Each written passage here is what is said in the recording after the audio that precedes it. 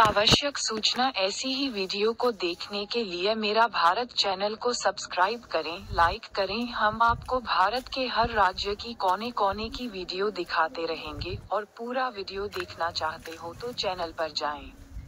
धन्यवाद।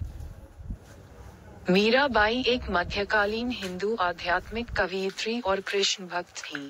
वे भक्ति आंदोलन के सबसे लोकप्रिय भक्ति संतों में एक थीं।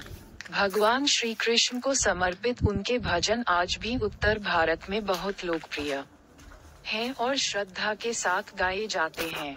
मीरा का जन्म राजस्थान के एक राजघराने में हुआ था।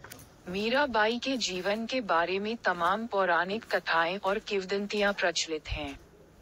ये सभी किंवदंतियां मीराबाई के बहादुरी की कहानियां कहती हैं और उनके कृष्ण प्रेम और भक्ति को दर्शाती हैं।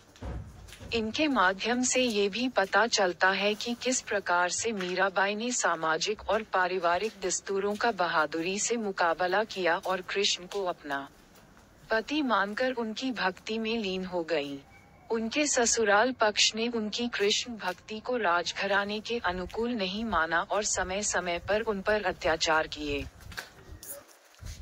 भारतीय परंपरा में भगवान कृष्ण के गुणगान में लिखी गई हजारों भक्तिपरक कविताओं का संबंध मीरा के साथ जोड़ा जाता है, पर विद्वान ऐसा मानते हैं कि इनमें से कुछ कविताएं ही मीरा द्वारा रचित थीं। बाकी की कविताओं की रचना 18वीं शताब्दी में हुई प्रतीत होती है।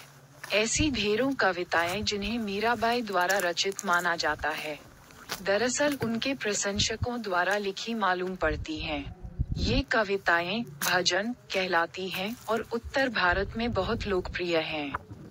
मीराबाई का जीवन आधुनिक युग में कई फिल्मों, साहित्य और कॉमिक्स का विषय रहा है। प्रारंभिक जीवन मीराबाई के जीवन से संबंधित कोई भी विश्वसनीय ऐतिहासिक दस्तावेज नहीं है। विद्वानों ने साहित्य और दूसरे स्रोतों से मीराबाई के जीवन के बारे में प्रकाश डालने की कोशिश की है। इन दस्तावेजों के अनुसार मीरा का जन्म राजस्थान के मेरता में सन 1498 में एक राजपरिवार में हुआ था। उनके पिता रतन सिंह राठौड़ एक छोटे से राजपूत रियासत के शासक थे।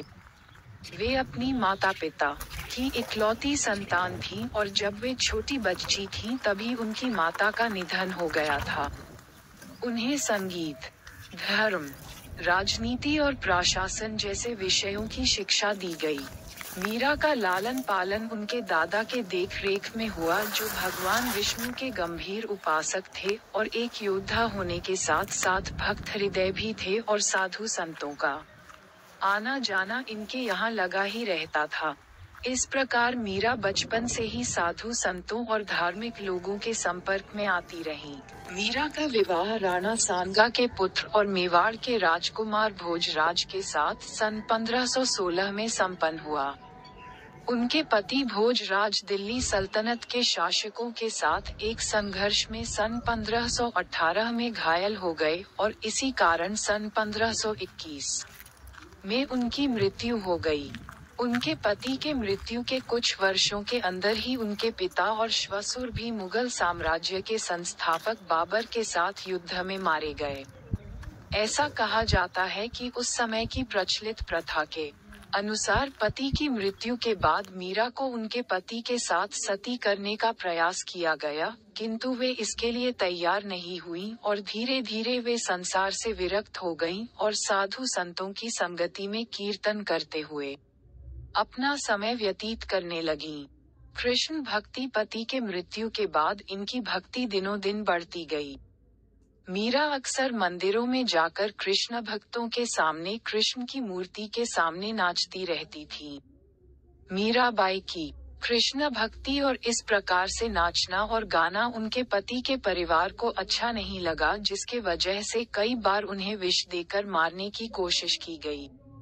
ऐसा माना जाता है कि सन 1533 के आसपास मीरा को राव बीरमदेव ने मेरता बुला लिया और मीरा के चित्तौड़ त्याग के अगले साल ही सन 1534 में गुजरात के बहादुर शाह ने चित्तौड़ पर कब्जा कर लिया।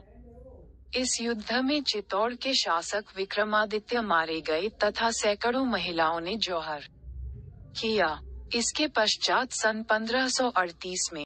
पूरा वीडियो देखना चाहते हो तो नीचे दिए गए लिंक पर क्लिक करें। आओ घूमे भारत की गली गली। ऐसी ही वीडियो को देखने के लिए चैनल पर बने रहें।